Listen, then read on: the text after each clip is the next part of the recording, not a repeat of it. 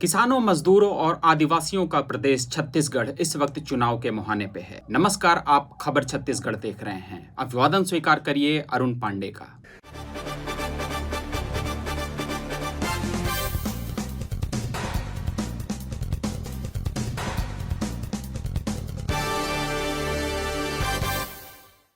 2018 का चुनाव कांग्रेस ने किसानों को साथ लेकर के जीता था। इस बार भी कांग्रेस किसानों के साथ खड़ी है। 2018 में मिली पराजय से भारतीय जनता पार्टी अभी तक उबर नहीं पाई है। अभी तक भारतीय जनता पार्टी ने 84 उम्मीदवार मैदान में उतारे हैं, तो वहीं कांग्रेस ने 83 उम्मीदवारों की सूची जारी कर दी है। कांग्रेस के पास किसानों के लिए की गई जनहितकारी योजनाओं की एक लंबी फहरिस्त है, जिनके साथ वह चुनावी मैदान में है। वहीं बीते 15 सालों में भाजपा के शासनकाल में एक बड़ा मुद्दा था किसानों की आत्महत्या का। भाजपा के शासनकाल में किसान आत्महत्याओं की पड़ताल करते हुए बीबीसी और ईटीवी की रिपोर्ट चौंकाने वाले खुलासे करती है। हालांकि यह रिपोर्ट पुरानी है, लेकिन उनके आंकड़ों पर एक नजर डालिए। 2006 से 2010 के बीच 1555 किसानों ने आत्महत्याएं की थी, जिनके मामले दर्ज किए गए हैं। यानी हर रोज 4 किसान आत्महत्या कर रहे थे। कांग्रेस ने जब बीजेपी को इस मामले पर घेरा, तो अप्रत्याशित रूप से किसानों की आत्महत्या के मामलों में गिरावट दर्ज की गई।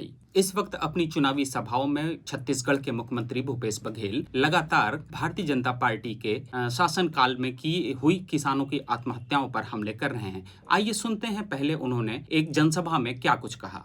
डबल इंजन की सरकार थी 2014 में। रमन सिंह छत्तीसगढ़ के मुख्यमंत्री थे।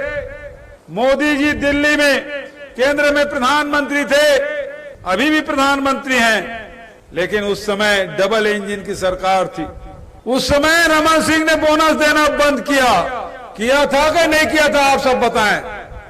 किसान भाई बैठे होंगे यहां, बताइए उस समय बोनस बंद किया था कि नहीं किया था? किसने बंद करवाया था? यही मोदी जी ये चिट्ठी लिख के रमन सिंह को बोले कि बोनस बंद कर दो।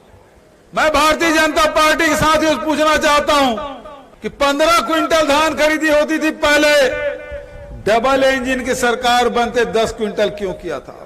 एक और खास आंकड़ा है जिस पर आपको गौर करने की जरूरत है। जब छत्तीसगढ़ बना तो उस वक्त राज्य में किसान 44.54% थे। मजदूरों की संख्या 3.94% थी। वहीं 2011 में यह आंकड़ा उलट जाता है। किसान 32.88% हो जाते हैं और मजदूरों की संख्या बढ़कर 41.80% हो जाती है। इसके पीछे की एक बड़ी वजह रही खेती में लगातार हो रहा नुकसान। 2018 में जब कांग्रेस की सरकार बनी तो उसने 2 घंटे के अंदर किसानों का कर्जा माफ किया। इसके बाद धान का सबसे अधिक समर्थन मूल्य घोषित किया। 2018 में कांग्रेस की सरकार आने के बाद राजीव गांधी किसान न्याय योजना लागू की गई, जिसका असर यह हुआ कि बीते साल 24.5 लाख किसानों ने धान बेचा। अब 26 लाख किसानों ने पंजीकरण कराया है। इस बार प्रति एकड़ 20 क्विंटल धान की खरीदी होगी। पिछले आंकड़ों पर गौर करें तो राजीव गांधी किसान न्याय योजना के तहत 23,000 करोड़ रुपए से अधिक का भुगतान किसानों को किया जा चुका है। तो यह किसानों की खुशहाली की एक तस्वीर थी।